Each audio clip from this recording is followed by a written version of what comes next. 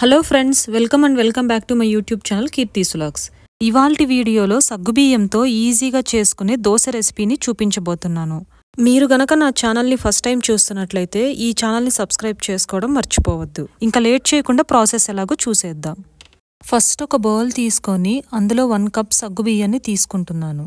మీరు లావుగా ఉండే సగ్గుబియ్యాన్నైనా వాడచ్చు, లేదా సన్నగా ఉండే సగ్గుబియ్యాన్నైనా వాడచ్చు. నేనిక్కడ లావుగా ఉండే సగ్గుబియ్యాన్ని వాడుతున్నాను. ఇప్పుడు ఇందులో 1 కప్పు సగ్గుబియ్యానికి 2.5 కప్పుల బియ్యాన్ని తీసుకుంటున్నాను.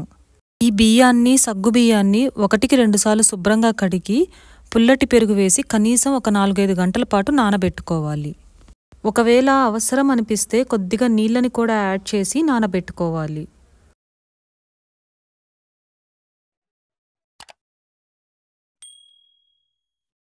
నేనిక్కడ ఒక 6 గంటల పాటు అలాగే నానబెట్టుకున్నాను.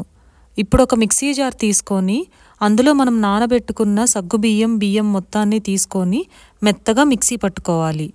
ఇలా మెత్తగా గ్రైండ్ చేసుకున్న ఈ దోశపిండి మొత్తాన్ని ఒక బౌల్లోకి ట్రాన్స్ఫర్ చేసుకొని అప్పటికప్పుడే దోశలా అన్నా వేసుకోవచ్చు, లేదంటే రాత్రంతా పక్కన పెట్టి పక్క రోజైనా దోశలా వేసుకోవచ్చు. నేను పక్క రోజున దోశలు వేసుకోవడానికి ఈ దోశపిండిలో కొద్దిగా వేరే బౌల్లోకి తీసుకొని పక్కన పెట్టుకుంటున్నాను. ఇప్పుడు ఒక చిన్న మిక్సీ జార్ తీసుకొని అందులో ఒక 1/2 టేబుల్ స్పూన్ అల్లం, 2 పచ్చిమిరపకాయలు, 1 టేబుల్ స్పూన్ పచ్చి కొబ్బరిని తీసుకొని మెత్తగా మిక్సీ పట్టుకోవాలి. ఇప్పుడు ఈ పేస్ట్ మొత్తాన్ని మనం పక్కకు తీసి పెట్టుకున్న దోశపిండిలో కలిపి రుచికి తగినంత సాల్ట్ని కూడా యాడ్ చేసి పక్కన పెట్టుకోవాలి.